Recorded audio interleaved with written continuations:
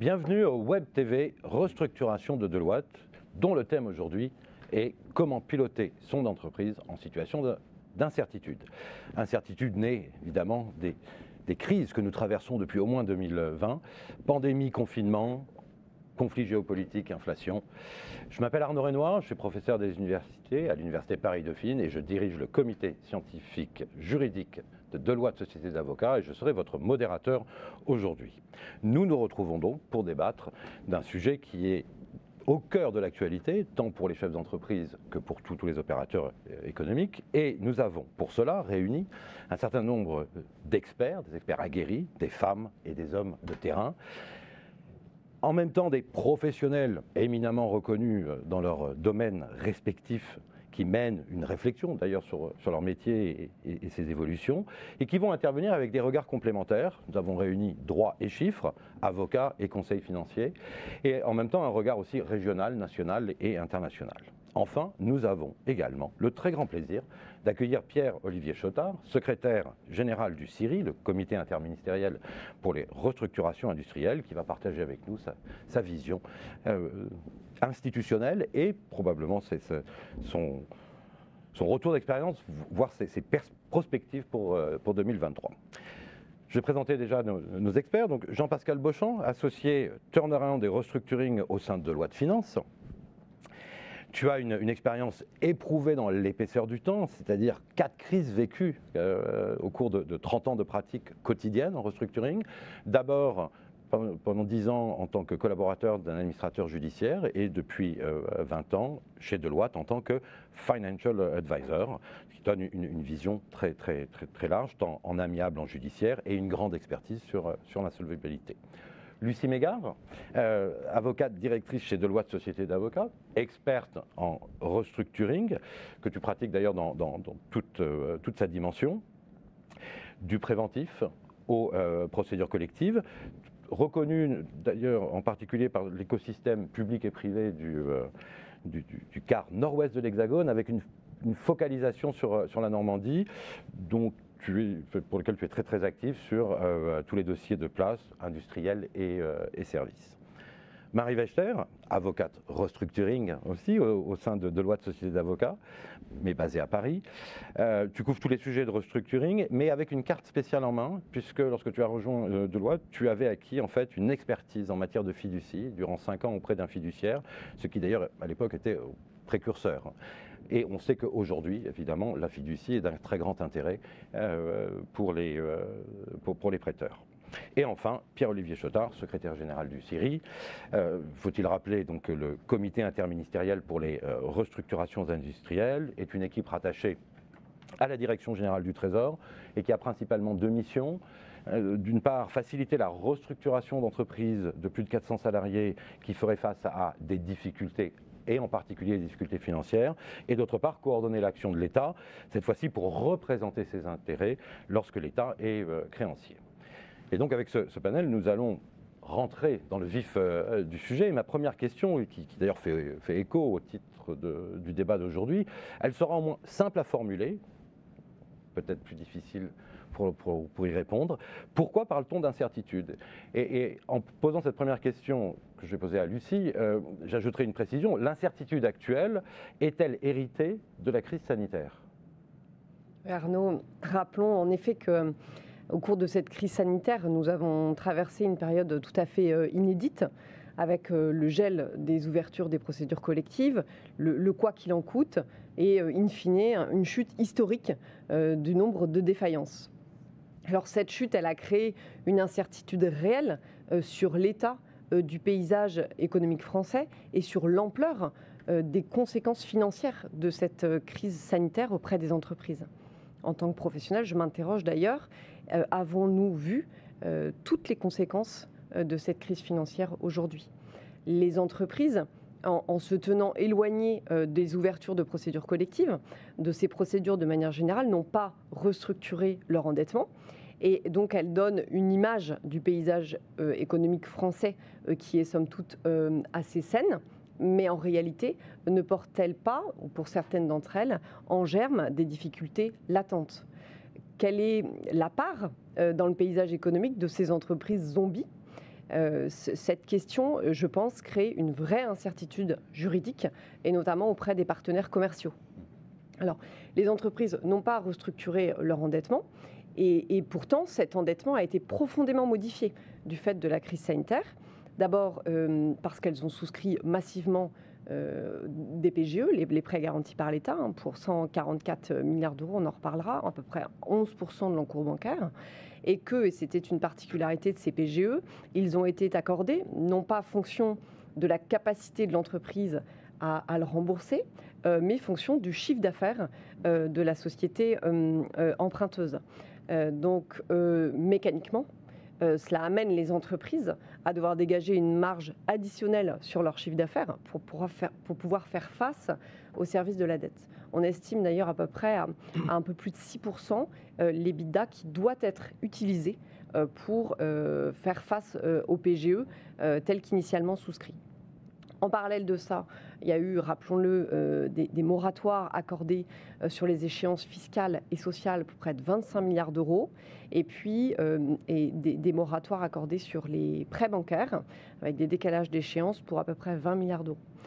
Donc ces entreprises surendettées, entre guillemets, se retrouvent face à un double risque, soit une vague de défaillance, et on en parlera tout à l'heure, soit un risque de se couper de ses financements en se détournant de ses CAPEX, de ses objectifs de transformation du business model, pour se recentrer sur ses obligations et faire face au service de la dette. D'accord. Et pourtant, alors en dépit de cela et de cette situation qui est créée par la crise sanitaire, enfin par la réponse à la crise sanitaire, en dépit de cela, le marché du M&A a été très actif ces 2 dernières années. Et alors, est-ce une anomalie? Je posais la question à Jean-Pascal. Alors, dans la foulée de la crise sanitaire, on a effectivement constaté un marché très actif en termes de transactions, de M&A. Marché qui s'est très actif sur 2020-2022, avec des niveaux de valorisation très élevés et corrélativement une dette à servir leveragée. On constate une contraction aujourd'hui de ces marchés à 2 niveaux. Sur le marché du large cap, on constate un marché relativement grippé, du fait de conditions de financement plus compliquées et de difficultés aussi transfrontalières pour les opérations. Sur le marché du SMID et small cap, on a un marché moins grippé, enfin relativement moins grippé, qui fonctionne plutôt bien, mais avec des conditions de financement qui sont toujours un petit peu plus difficiles. Et ce qu'on constate dans les 2 cas, c'est à la fois une prudence de mise et également une sélection plus acérée de la part des investisseurs. Des process qui sont aussi plus longs et qui capotent aussi en cours de route de manière plus fréquente que ce n'était le cas auparavant. Un point également à relever, c'est l'abondance de liquidités qui reste aussi post-crise, notamment pour les fonds de dette. Et ce qu'on constate, c'est que leur rémunération a aussi augmenté. Et donc, ça entraîne des arbitrages dans la politique de refinancement des entreprises. Un dernier point de vigilance, on a évoqué cette bulle qui s'est créée avec des valorisations assez élevées. Sur les millésimes LBO 2020, 2021 et 2022, il faudra être vigilant là-dessus, puisque lorsqu'il y aura matière à refinancer ces LBO, le coût sera impactant. D'accord. Alors, à vous entendre, c'est assez clair. La crise a créé un contexte particulier qui est d'ailleurs complexe à déchiffrer, qui n'est pas homogène. On pensait sortir de la crise, en tout cas on sortait de la crise sanitaire, et arrive le conflit russo-ukrainien.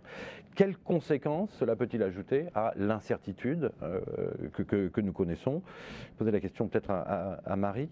Une conséquence importante de ce conflit russo-ukrainien, ça a été l'augmentation très importante du taux d'inflation liée à l'augmentation des prix de l'énergie et des denrées alimentaires. En fait, de 85 à 2019, le taux moyen d'inflation, c'était 1,9%. En février dernier, on a atteint 6,3%. Alors, le taux commence à infléchir. En mai, on était à 6,7%. Mais il faut partir du principe que l'inflation ne va pas disparaître, que c'est maintenant même une composante de notre paysage. La bonne nouvelle, en revanche, c'est que la composition de cette inflation évolue. Et selon les derniers chiffres, par exemple, la part qui correspondait au prix de l'énergie se rapproche de 0.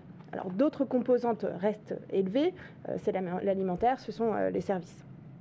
L'inflation en France reste plus contenue qu'ailleurs en Europe et elle l'est encore davantage d'ailleurs aux États-Unis en raison d'une politique monétaire agressive.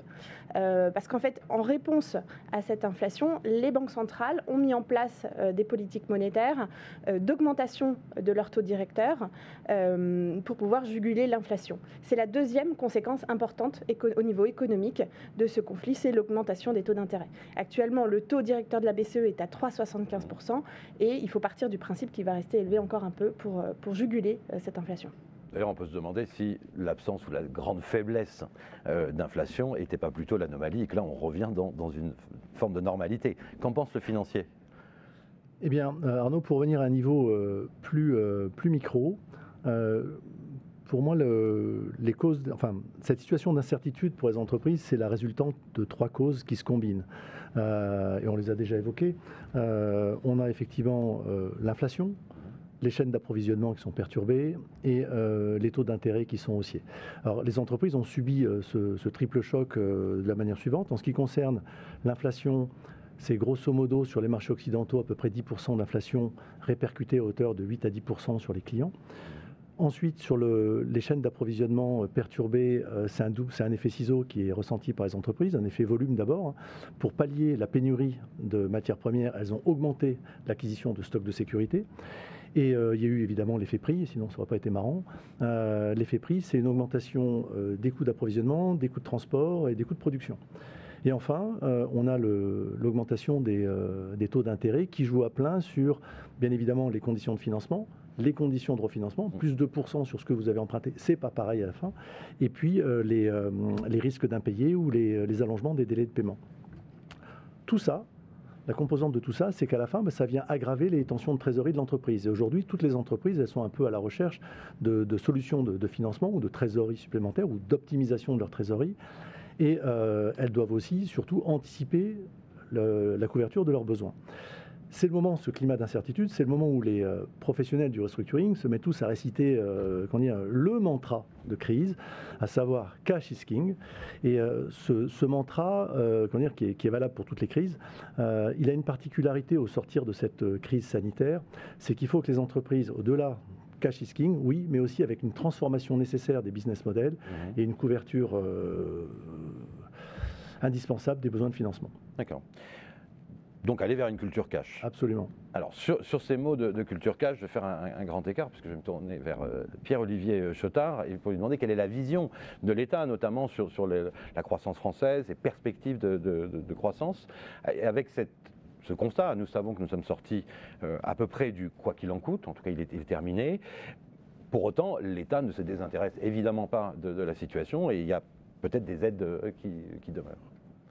Oui, tout à fait. Sur le constat de la situation, je partage tout à fait la lecture qui a été donnée. Je crois qu'on sort d'une période où il y a eu des chocs à la fois macroéconomiques, exogènes essentiellement, et microéconomiques pour les entreprises, qui les ont fortement affectés, mais qu'on sort progressivement de cela. Et ce qu'on observe, moi ce que j'observe très positivement, c'est qu'on rentre dans une phase que je caractériserais de phase de transition et de normalisation du fonctionnement de l'économie post-survenance de ces différentes crises qu'on a tous collectivement vécues ces 3 dernières années. Ça s'accompagne nécessairement, pour ce qui est de l'état de la sortie progressive des mécanismes d'aide publique exceptionnelle qui avaient été mis en place, ce qu'on avait appelé le quoi qu'il en coûte. Et oui, je vous le confirme, c'est évidemment la fin du quoi qu'il en coûte, puisqu'on sort d'une période par définition d'exception. Et donc les mécanismes publics de soutien d'exception ont vocation à se terminer aussi. Et puis d'autre part, on constate, encore une fois, des éléments très positifs dans la robustesse, dans la résilience de l'économie française. L'investissement des entreprises, c'est vrai, n'est pas au plus beau fixe, mais continue néanmoins de progresser, même si de manière modérée. Des emplois continuent d'être créés, la production industrielle progresse en France. Donc un certain nombre d'indicateurs nous montrent aussi qu'il y a une dynamique positive qui se réenclenche. Et puis pour l'accompagner en 2023, pour répondre à votre question, il y a des aides publiques qui demeurent.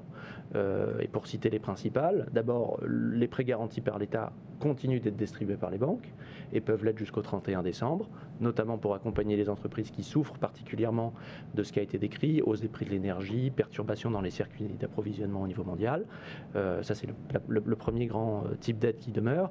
Le second, c'est les aides spécifiques à l'énergie pour les entreprises qui dépendent très fortement de l'énergie comme intrant dans leur processus processus de production pour lequel des aides publiques continuent d'être disponibles pour les entreprises.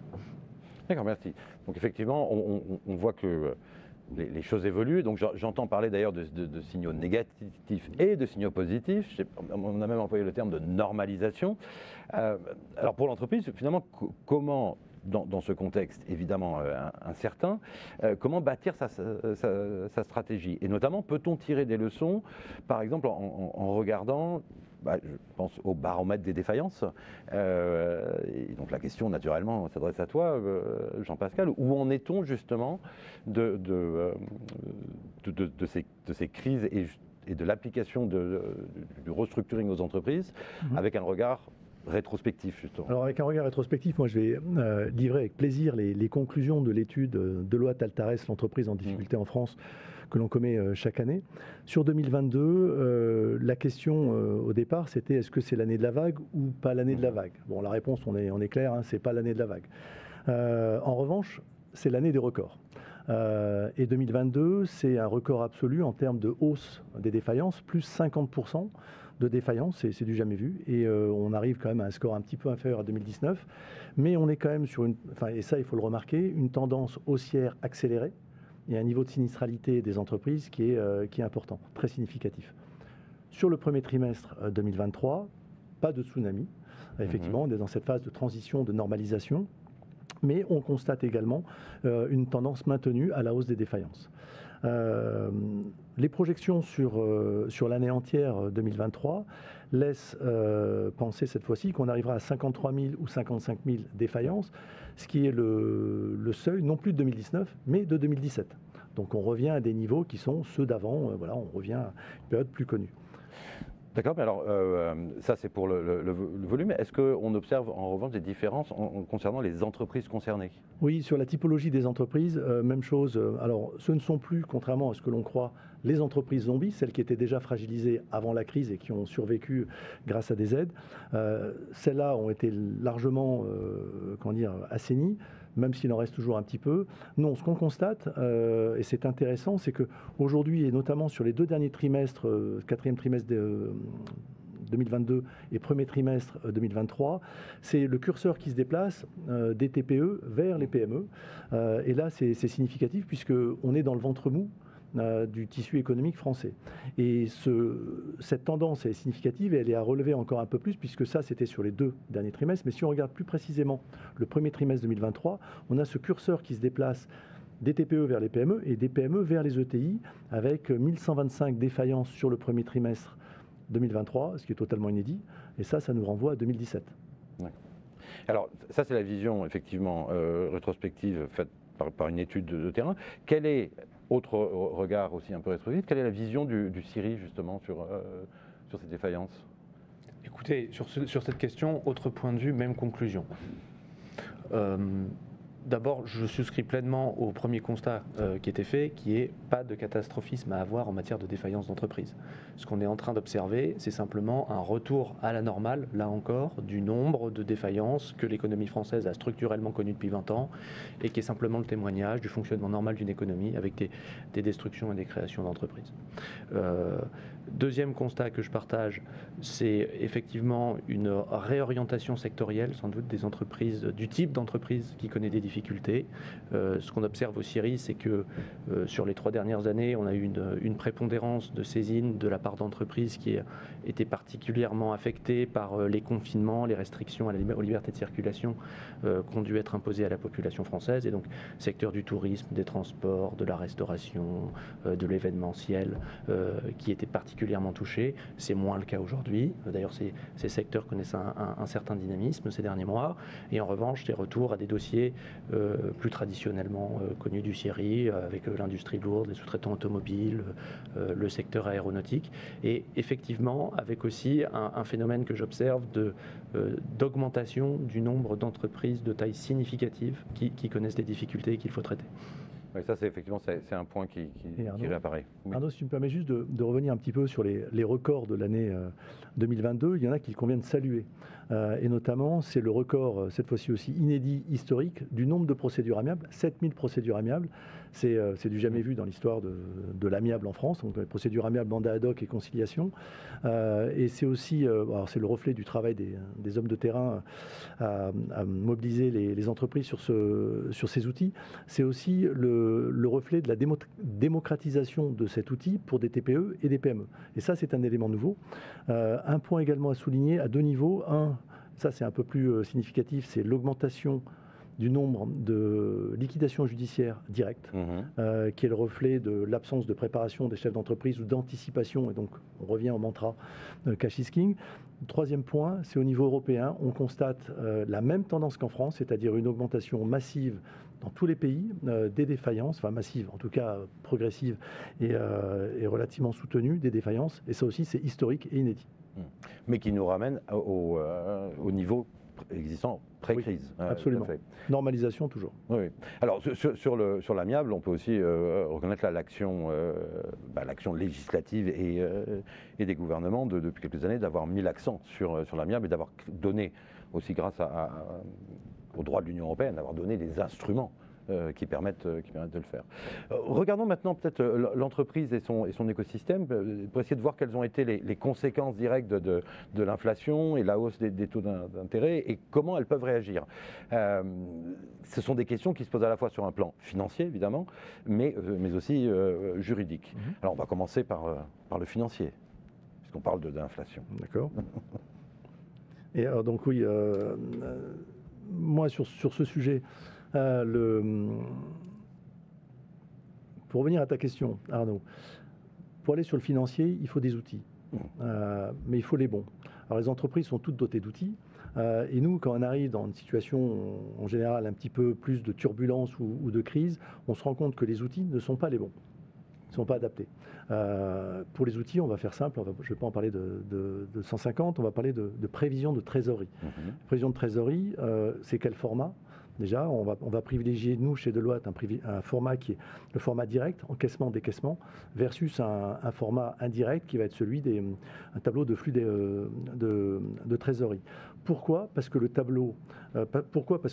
format direct permet un pilotage de l'entreprise, c'est un outil de pilotage, alors que l'autre format est plutôt un outil de communication financière. Ça, c'est important pour nous. D'accord, ça c'est très bien d'un point de vue conceptuel. Et comment est-ce qu'on va faire à ce moment-là, avec ces outils, pour instaurer très concrètement ce qu'on a pu appeler une culture cash ? Alors, pour instaurer une culture cash, la première chose, d'abord, il faut que ce soit une volonté de l'entreprise, mais il faut sortir la dimension cash flow ou la dimension cash du service financier. C'est une notion qui appartient à tout le monde, puisque à la fin, toutes les causes auront une conséquence sur le cash. Et donc, il faut que cette dimension cette communication se fasse entre les services financiers et les opérationnels à tous les niveaux. Et même pour aller plus loin, il faut que cette communication se fasse avec les partenaires externes de l'entreprise, à savoir avec les clients et les fournisseurs, en appréhendant avec eux les contraintes cash ou les enjeux cash de l'entreprise et de ceux des partenaires. D'accord. Donc ça, c'est pour l'aspect financier. D'un point de vue maintenant juridique, quels peuvent être les leviers qui vont être actionnés au sein de l'entreprise ? Parce qu'on a vu le cash d'un côté et la gestion du cash. Juridiquement, Marie ? Alors, il existe plusieurs leviers également au niveau juridique. Un premier levier concerne la relation client-fournisseur. Donc, on va s'intéresser aux aspects fournisseurs. En la matière, on peut identifier différents éléments de risque. D'abord, on peut avoir un fournisseur qui a la volonté de répercuter la hausse des prix qu'on rencontre en ce moment et donc d'imposer une augmentation des prix à son client. On a aussi le risque d'un fournisseur qui n'est pas en mesure de faire face aux conditions de marché actuelles, voire qui fait l'objet d'une procédure amiable ou une procédure collective. C'est ce que disait tout à l'heure Jean-Pascal. Le risque, c'est d'avoir des sociétés qui vont directement en liquidation judiciaire et qui sont en fait des fournisseurs de sociétés plus importantes. Si on considère qu'on a des contrats en portefeuille qui sont trop coûteux, on va s'intéresser aux offres des concurrents, on va s'intéresser à la possibilité de renégocier les termes de ce contrat avec son fournisseur via une clause de révision de prix ou en dehors, si ça n'est pas prévu par le contrat. Et une des questions qu'il va falloir se poser à ce moment-là, c'est de savoir pour combien de temps je renégocie. mes données, mes conditions. Alors ça sera une question de rapport de force, de contexte, mais est-ce qu'il faut renégocier pour 1 an, comme ce qu'on faisait par le passé, ou est-ce qu'il faut maintenant renégocier pour des durées plus courtes? Eh bien, c'est un pari, à la hausse, à la baisse, parce que de toute façon, on se retrouvera à la table des négociations à l'issue de la période. En cas d'échec des négociations, il faut aussi pouvoir se poser la question de la résiliation de ce contrat. 2 points d'attention à ce niveau-là. D'abord, quelles sont les conditions d'une résiliation? Souvent, le contrat va prévoir les conditions et, par exemple, si le contrat était censé s'inscrire dans la durée, peut-être l'obligation de payer une indemnité en cas de résiliation. Autre point d'attention, c'est la durée et les règles applicables en matière de rupture des relations commerciales établies. En la matière, si la relation client-fournisseur s'est inscrite dans le temps, qu'il y a une certaine dépendance du fournisseur vis-à-vis de son client ou que des investissements ont été réalisés, il va falloir respecter une certaine durée de préavis. Et généralement, on dit 1 mois de préavis pour 1 année de relation. Le Code de commerce dit, dans tous les cas, si vous faites 18 mois de préavis, à ce moment-là, il n'y a pas de sujet. Absolument. Alors ça, c'est pour renégocier. Donc mon fournisseur est toujours actif, est toujours là. Et si je crains une défaillance justement de mon fournisseur? Alors, si on craint une défaillance de ce fournisseur, effectivement, il faut s'intéresser à ses besoins, peut-être les anticiper, peut-être diversifier ses sources d'approvisionnement. Avoir peu de fournisseurs permet d'avoir des prix compétitifs, mais c'est aussi prendre un risque en cas de blocage, de difficulté. On peut aussi, en interne, mettre des procédures de contrôle sur ses fournisseurs. Par exemple, est-ce que sa société est bien immatriculée? Est-ce que j'ai ses bilans? Qu'est-ce qu'il y a dans ses bilans, etc.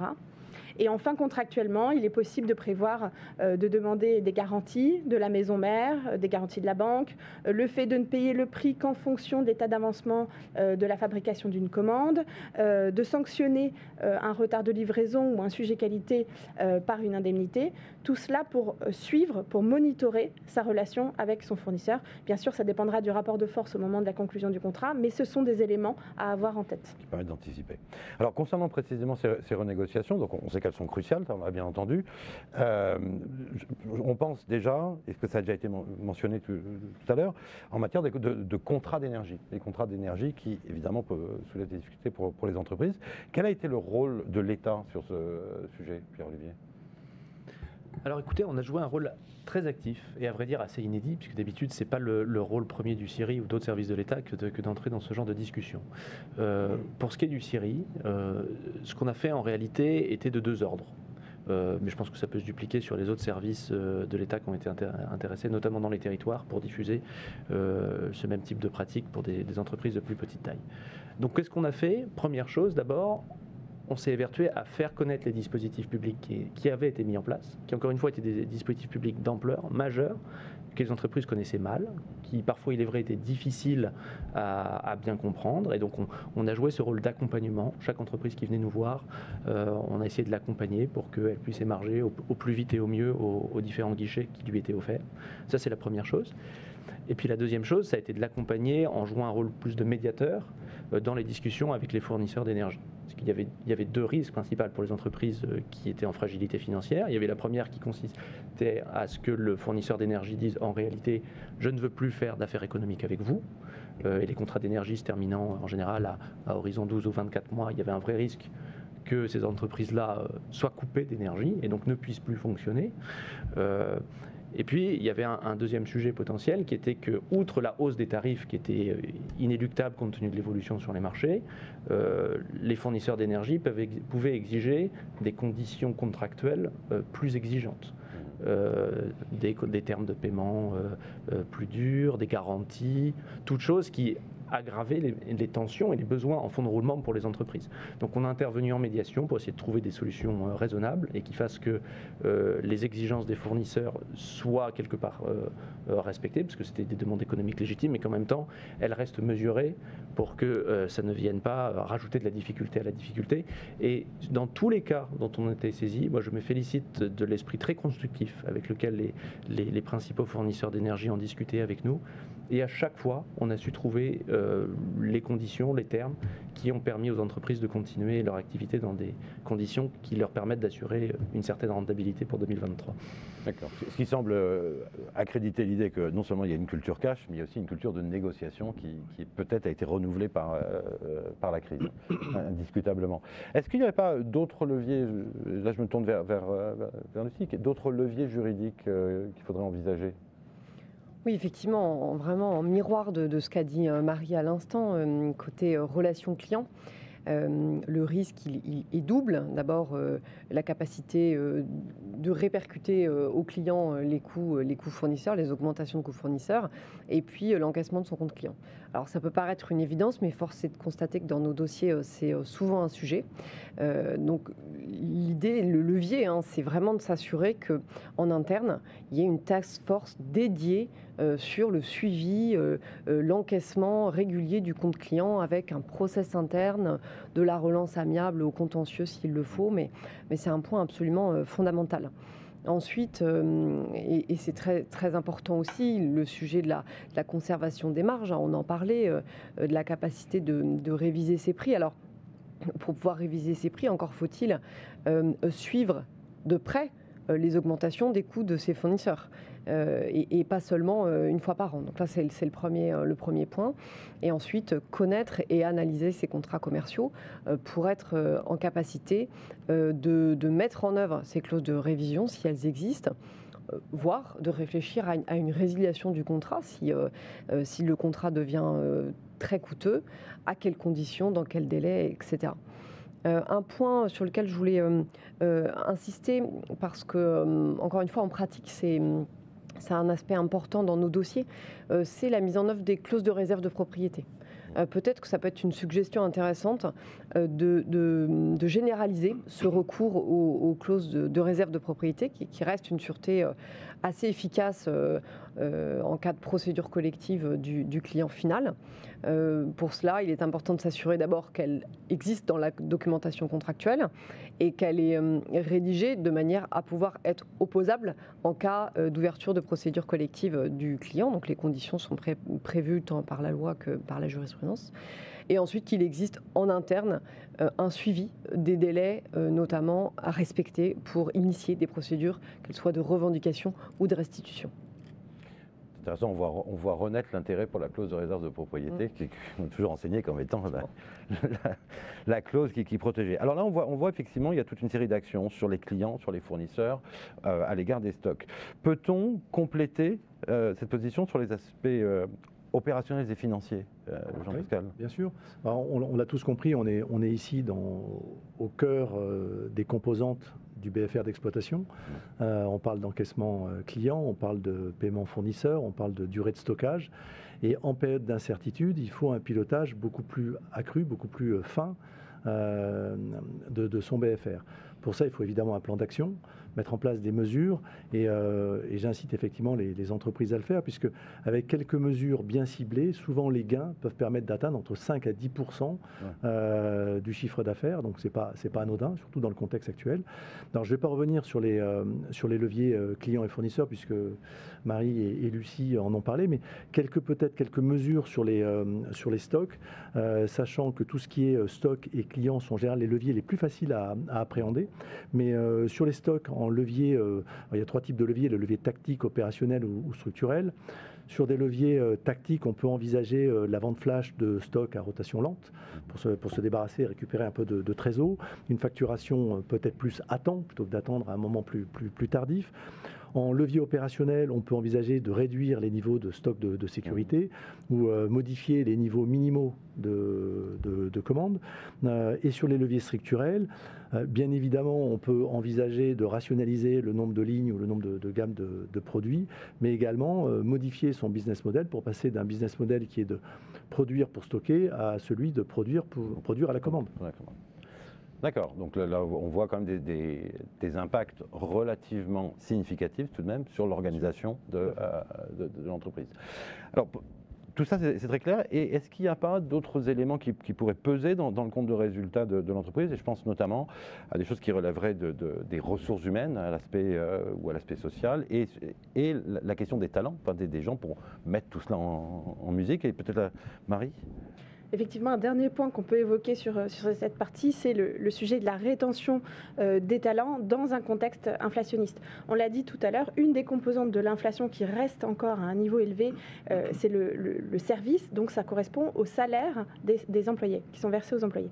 Donc d'un côté, on a à nouveau une mobilité des talents qu'il faut chercher à conserver ou à attirer, et de l'autre, on a ces prix qui sont toujours élevés, avec ce chef d'entreprise qui doit faire en sorte d'être attractif. Alors, les salaires ne sont plus indexés sur les prix, donc on ne peut pas aller jusqu'à parler de prix boucle salaire, de boucle prix salaire, comme c'était le cas par le passé. Mais ça reste un sujet important, et c'est un sujet aussi qui doit faire l'objet d'arbitrage de la part du chef d'entreprise. Pour bénéficier de flexibilité et éviter un effet report sur la masse salariale d'une année sur l'autre, ce qui a été mis en place, ce sont des primes exceptionnelles, donc par définition temporaires. Mais on peut imaginer aussi d'autres solutions, de manière plus générale, de mettre en place des procédures en interne pour s'attaquer à d'autres postes de charge et pouvoir investir sur ces talents. D'accord. Donc il y a même un certain nombre d'éléments à prendre en compte. Alors, on parle de l'entreprise, on a parlé des employés, de ses clients, fournisseurs.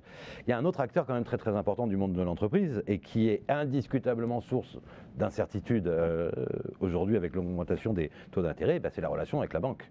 La relation avec la banque. Alors quels sont les leviers justement en matière de financement?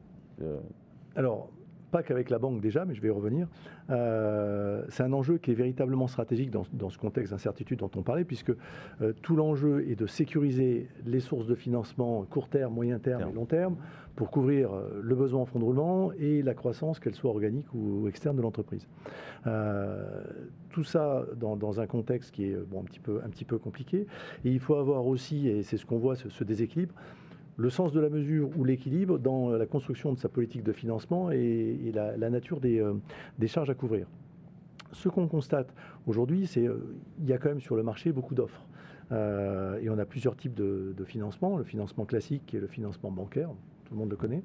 Les financements alternatifs, les fonds de dette, tout ce qui est EuroPP, Unitranche, et puis tout ce qui va être hybride, et là on va parler d'obligations France Relance par exemple, de prêts participatifs, de dette junior subordonnée. Le seul point à retenir un petit peu, c'est que il y a effectivement une large offre sur le marché, mais elle est plus facilement accessible à des ETI ou à des grosses PME qu'à des entreprises plus réduites en taille. Effectivement. Il y a quand même une question de l'accès. Et d'un point de vue juridique, est-ce qu'il y a des points particuliers à relever sur la relation justement avec les banques? Alors, en matière de documentation de financement, il y a aussi effectivement des points d'attention.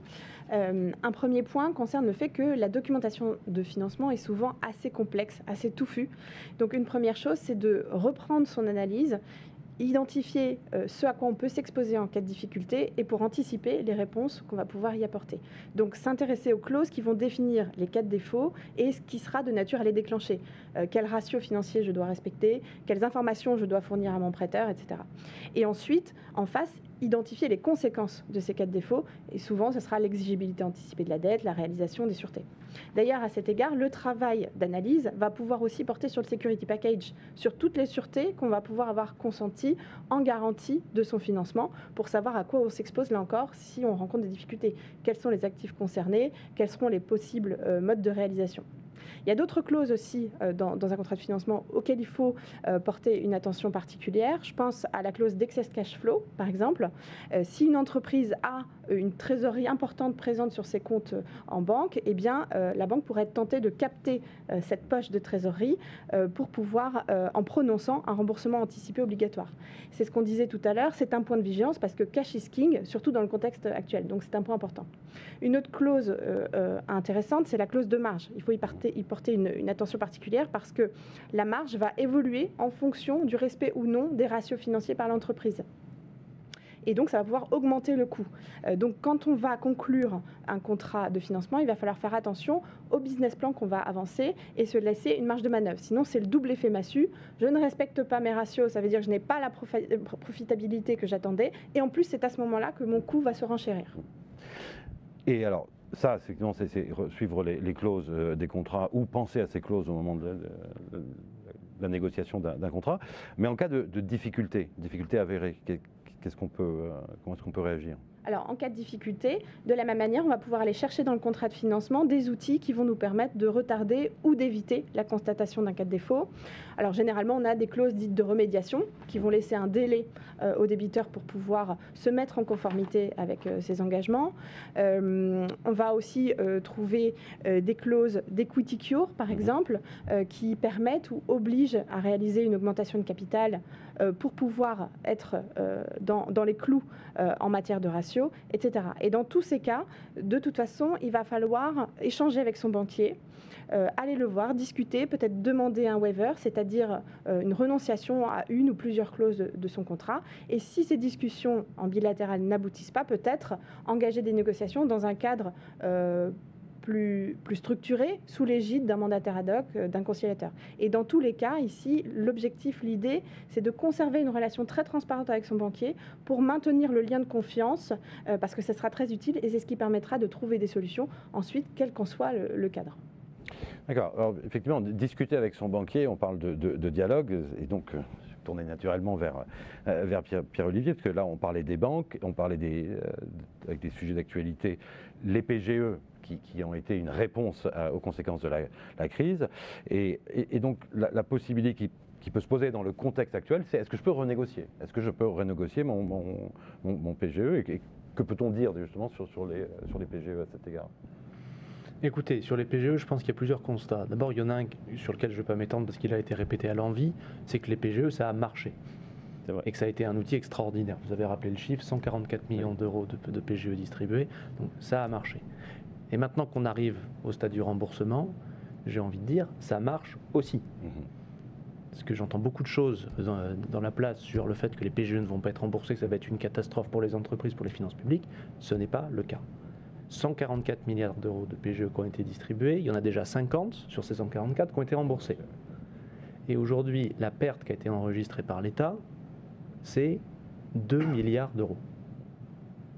À peine un peu plus d'1% de l'encours. Donc c'est faible, et à terme, in fine, les projections des différents modèles microéconomiques dont on dispose nous montrent que la perte, ça sera autour de 6 milliards d'euros.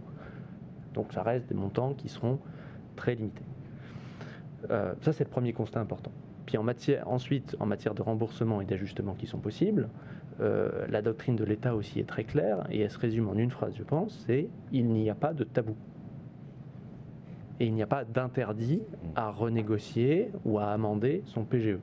Simplement, ça sera entouré d'un certain nombre de conditions légitimes, je pourrais y revenir, mais il y a plusieurs options. Il y en a une d'abord qui est de dire, si je ne sais pas rembourser en 6 années mon PGE, quelle était la durée type d'un PGE, il est possible de l'allonger dans le cadre d'un certain nombre de procédures, mais c'est possible. Et puis si l'allongement ne suffit pas, abandonner, écraser une partie des PGE est possible également. Cependant, évidemment, on parle là d'argent public et on est évidemment sourcilleux du fait que les abandons ne se font pas n'importe comment par les uns et par les autres. Et donc il y a un certain nombre de principes de presse qu'on a établis, qui sont forts et dont on attend qu'ils soient pleinement respectés par les acteurs. Et en gros, il y en a 3. Le premier, c'est de dire on n'écrase pas un PGE par plaisir, par confort, en se disant je vivrai aussi bien avec un petit peu moins de dette. Oui, c'est vrai, mais bon, si c'est pas absolument indispensable d'effacer cette dette, on ne l'efface pas. Et donc, ça veut dire qu'on efface un PGE dans le cadre d'un restructuring global du passif d'une entreprise et pas uniquement cette ligne. Premier principe très fort. Deuxième principe, il n'y a pas de raison que les modalités d'écrasement ou d'effacement du PGE soient plus défavorables que les modalités d'effacement des autres lignes du passif. Et donc, on attend des traitements égalitaires entre le PGE et les lignes bancaires de même rang. Et puis troisièmement, il faut que quand on en arrive à l'extrémité de devoir consentir un abandon de PGE, la contrepartie soit prévue, et la contrepartie, ça peut être des clauses de retour à meilleure fortune pour l'État. En disant on accepte d'écraser le PGE aujourd'hui puisque ça donne le bol d'air supplémentaire nécessaire à l'entreprise. En revanche, si dans votre modèle économique vous vous retournez de manière très positive, vous recréez de la valeur à horizon 3, 4, 5, 10 ans, il sera légitime que le créancier qui aujourd'hui fait un effort soit récompensé in fine et subisse in fine une perte moindre. D'accord, donc là, on voit bien qu'il y avait une vraie politique publique en la matière, donc qui est réfléchie, qui est construite. Pour le PGE, outil qui s'est effectivement, vous avez raison d'insister, qui s'est avéré extrêmement efficace. Et on peut dire en plus très français, c'est une réponse originale. Cette renégociation, est-ce que juridiquement, cette fois-ci, donc plus sur le terrain des positions des politiques publiques, est-ce que juridiquement il y a des points d'attention, Lucie ? Oui, effectivement, la problématique du contexte juridique de la renégociation des PGE s'est assez rapidement posée, puisque, comme ça vient d'être rappelé, la durée initiale du PGE, c'est 6 ans, telle qu'elle est prévue, en tout cas dans la documentation contractuelle, donc 1 à 2 années de franchise et 4 à 5 années d'amortissement. Et comme somme toute une documentation contractuelle assez classique, si les parties souhaitaient rééchelonner leur PGE sur une durée plus grande, au-delà des 6 ans, eh bien cela entraînait de facto une caducité du prêt et donc une perte de la garantie pour l'entreprise, ce qui était un frein assez important à la renégociation. Donc il a fallu trouver une réponse à cette impasse, hein. Et le législateur l'a fait par un arrêté du 8 juillet 2021 qui a permis d'envisager un cadre juridique ad hoc bien spécifique pour traiter de ces renégociations de PGE qui évidemment allaient s'avérer indispensables. Donc quel est ce cadre ? Assez simple, en procédure amiable, c'est la procédure de conciliation, et en procédure collective, la sauvegarde, le plan et la procédure de traitement de sortie de crise qui a été adoptée en octobre 2021. Dans ce cadre amiable ou judiciaire, le PGE peut être restructuré, sa durée peut être allongée de manière, j'allais dire, presque illimitée, pour autant, évidemment, qu'il y a un accord du créancier sur ces nouveaux délais. Alors, qu'est-ce qu'une entreprise peut concrètement attendre de ce type de procédure pour renégocier son PGE ? Alors d'abord, ça vient d'être rappelé par Pierre-Olivier, c'est-à-dire qu'il y a un principe fondamental, c'est qu'on ne va pas pouvoir restructurer seulement son PGE, qu'il va bien falloir, à cette occasion, restructurer l'ensemble de son endettement. Et c'est un engagement de la France vis-à-vis de la Commission européenne, parce qu'à défaut, on se placerait en violation de la législation sur les aides d'État. Donc ça, c'est un premier point indispensable. Et aussi ce fameux principe d'égalité de traitement des créanciers. Alors je voudrais en toucher un mot, peut-être dans la pratique, qu'est-ce que ça veut dire ? Est-ce que ça veut dire que les modalités de restructuration des emprunts et des PGE doivent être strictement identiques ? Non. Ça veut dire qu'on doit adopter un raisonnement où on doit être capable de pouvoir justifier selon les situations de chacun, donc antériorité des efforts, montant de la dette, garantie, etc., de pouvoir trouver des solutions qui répondent à un principe d'égalité sans pour autant être strictement identiques. Voilà, c'est la situation que l'entreprise peut rencontrer et je vois dans mes dossiers qu'on trouve assez facilement des solutions partant sur un doublement de la date de maturité des PGE. En tout état de cause, le juge sera garant du bon respect de l'équilibre des intérêts entre les parties. D'accord, donc il y a quand même un cadre juridique spécifique qui s'est mis en place. Il me semble qu'il y a une procédure simplifiée aussi qui existe. Il y a une procédure, oui, tout à fait. Il y a une procédure simplifiée qui existe pour les entreprises de plus petite taille, même de très petite taille, qui est assurée par la médiation du crédit, rattachée à la Banque de France, et qui permet un traitement effectivement accéléré d'un réaménagement de PGE, sans passer ni par la case conciliation, ni par la case judiciaire. En fait, il y a quand même une réponse globale très structurée sur les PGE. Alors justement, Jean-Pascal, la renégociation, elle existe, elle bénéficie d'un cadre juridique donc plus ou moins spécifique. Là, on parlait du PGE, c'est assez spécifique. Est-ce qu'elle ne peut pas aussi, néanmoins, cette renégociation, constituer un frein ? Notamment parce que la renégociation va agir finalement sur le scoring et peut-être que ça va être une désincitation à bouger ou en tout cas à faire quoi que ce soit. Oui, c'est un petit peu Alors nous, on voit effectivement dans notre activité, on voit les trains qui n'arrivent pas à l'heure ou qui risquent de ne pas arriver à l'heure. Et donc on voit un petit peu en amont les freins qui s'opèrent. Et ce qu'on constate aujourd'hui, l'information elle a été clairement diffusée sur la capacité à renégocier les PGE, mais également les contraintes qui peuvent s'opérer. Et parmi ces contraintes, il y a un scoring effectivement qui est la plupart du temps, qui peut venir modifier le scoring Banque de France de la société. Et ça, pour certains chefs d'entreprise, en tout cas, c'est le cas dans l'un de mes dossiers. Je vois un chef d'entreprise qui a une entreprise assez importante, un montant de PGE qui est aussi un petit peu lourd, et qui, pour le moment, refuse d'aller renégocier son endettement pour un motif très simple, c'est que le scoring, s'il est modifié, viendra avoir un impact d'abord auprès de la Banque de France, ensuite auprès de son assureur crédit, viendrait modifier donc son besoin en fonds de roulement et aurait in fine un impact auprès de ses clients donneurs d'ordre qui sont des grands comptes et de ses concurrents. Donc il me dit, pour l'instant, moi je préfère rester là où j'en suis. Et la conclusion que j'en retire en tant que praticien, c'est que je me dis, mais mince, on a donc un scoring qui donne une image de cette entreprise. Et l'image de cette entreprise, elle est en train de se décaler. Et alors, c'est la question que je voudrais poser à Pierre-Olivier. Je sais qu'au niveau français, on ne peut pas le faire.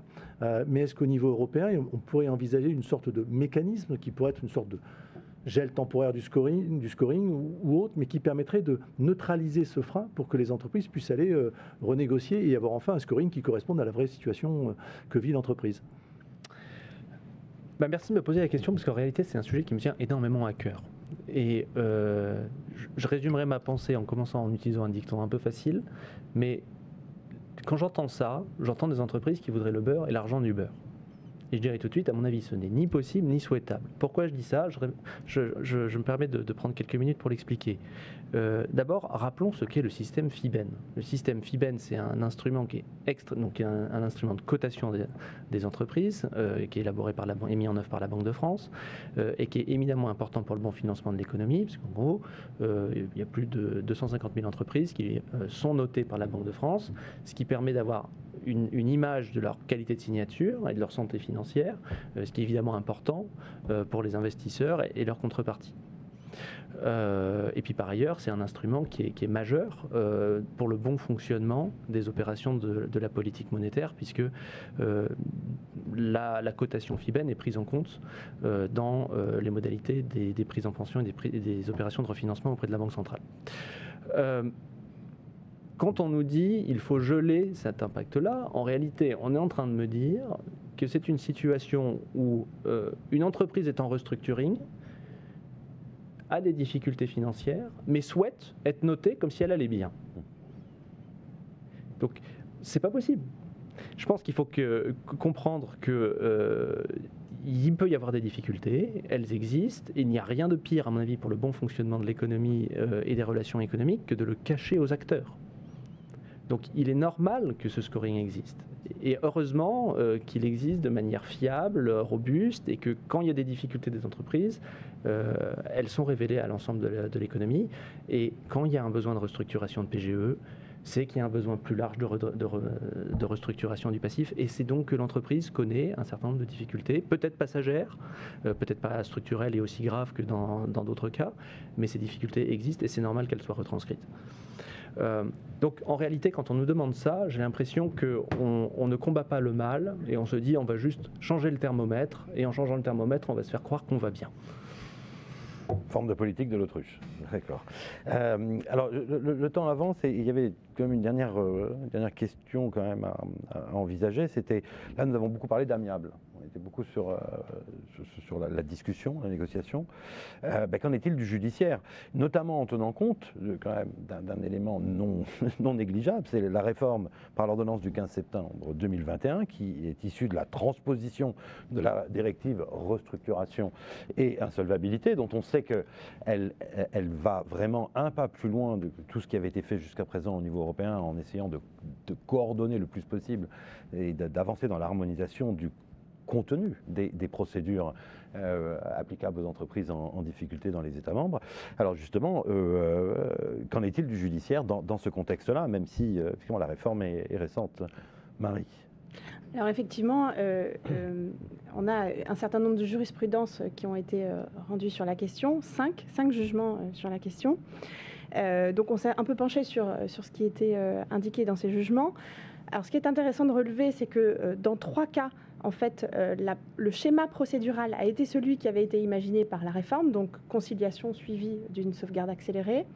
Dans un cas, on était en sauvegarde avec un chiffre d'affaires de 40 millions d'euros, donc on avait application directe automatique des classes de parties affectées.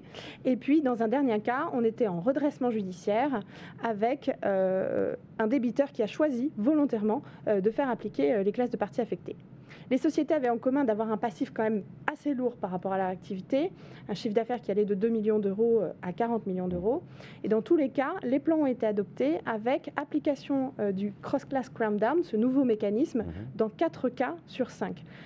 Soit pour imposer une solution parce qu'il était matériellement impossible de consulter les parties affectées, soit parce qu'elles ne répondaient pas, et dans tous les cas pour imposer des efforts conséquents. Alors, efforts conséquents, de quoi on parle maintenant? Sur les plans qui avaient été prévus, on avait par exemple un étalement du paiement sur 10 ans, donc ça on connaissait déjà, mais on avait aussi dans un cas 98% de la créance convertie en capital. Dans un autre cas, 80% de la créance abandonnée avec ou non clause de retour à meilleure fortune. Et même dans le dernier cas, un abandon de 86% de la créance avec paiement du solde, donc des 14% sur 10 ans. Donc là, on est vraiment sur des pratiques nouvelles qui apparaissent. Alors justement, on constate que la directive restructuration et insolvabilité, elle entraîne un changement de paradigme en matière d'approche française, notamment traditionnelle, de difficultés des entreprises. Qu'est-ce qu'on peut en retenir dans ce contexte dont on parle actuellement, Lucie ? Oui, effectivement, lorsque la directive a été transposée et elle a été largement commentée, il a été très clair qu'elle était avec une approche très pro-créancier. Et en préparant notre séance d'aujourd'hui, et Marie a rappelé les différentes jurisprudences rendues sur le sujet, on s'est rendu compte qu'en réalité, cette réforme pouvait aussi être un formidable outil à la disposition du débiteur pour imposer son plan aux créanciers. Donc évidemment, si les créanciers sont dans la monnaie et refusent en bloc le plan, ça risque d'être compliqué. Mais on voit quand même qu'au cas d'espèce, il y a des situations diverses qui se proposent et qu'il faut saisir les opportunités. Alors le raisonnement est le suivant. L'effet dissuasif du plan existe toujours.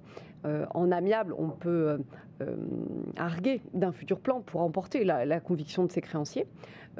Avant cette réforme, on arguait d'un délai d'étalement sur 10 ans. Et maintenant, on argue d'un délai sur 10 ans et de taux d'abandon qu'on n'avait jamais, je crois, croisés jusqu'alors et qui sont très importants.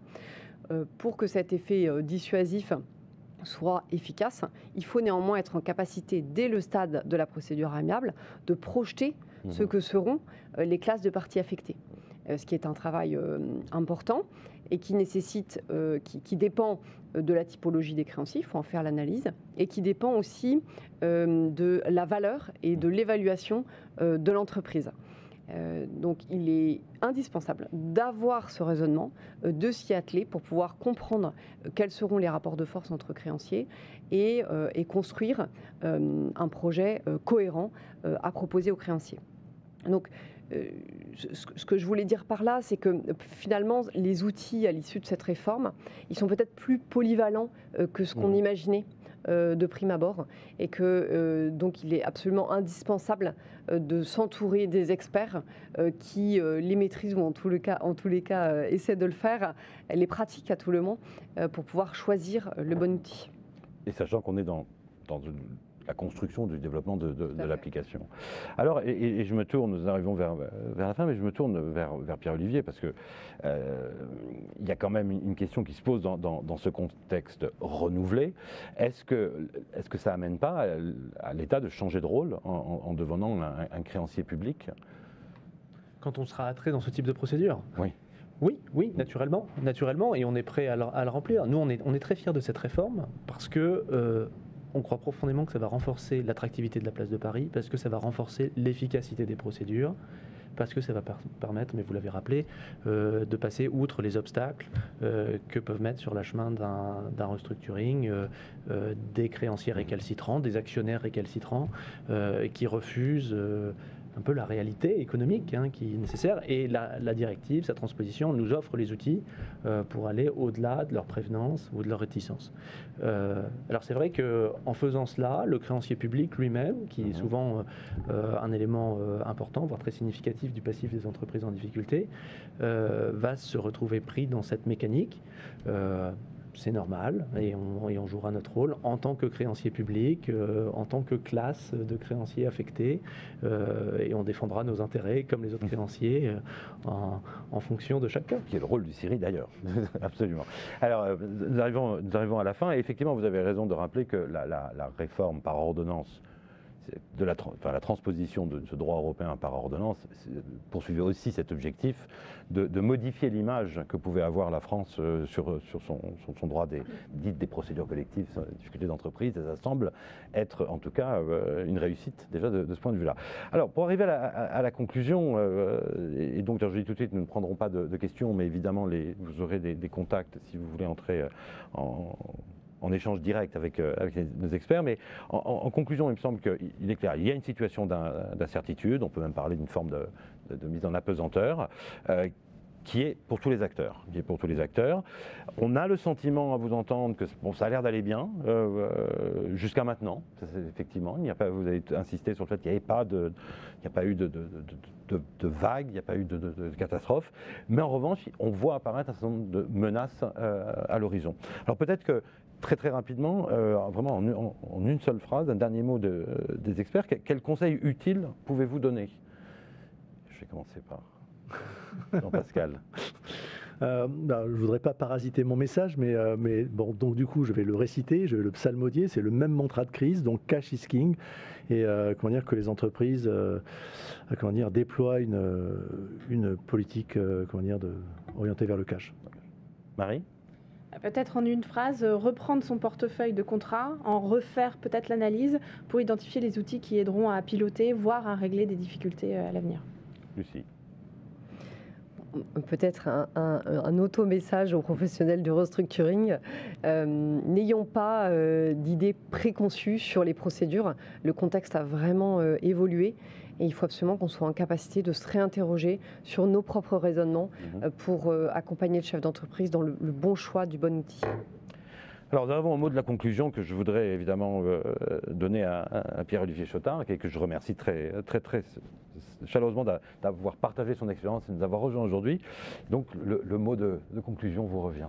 Écoutez, en guise d'ouverture, moi je dirais peut-être un mot, je vois que le temps est compté, sur le grand absent de notre débat aujourd'hui. Quand on parle d'incertitude en 2023 et au-delà pour les entreprises, moi je pense changement climatique et adaptation nécessaire des entreprises, qui concerne autant les entreprises en situation de restructuring que les autres. Donc je pense que c'est une brique fondamentale à prendre en compte dans tous les retournements pour les entreprises en 2023 et au-delà, si elles veulent dépasser les problèmes d'incertitude auxquels elles font face aujourd'hui.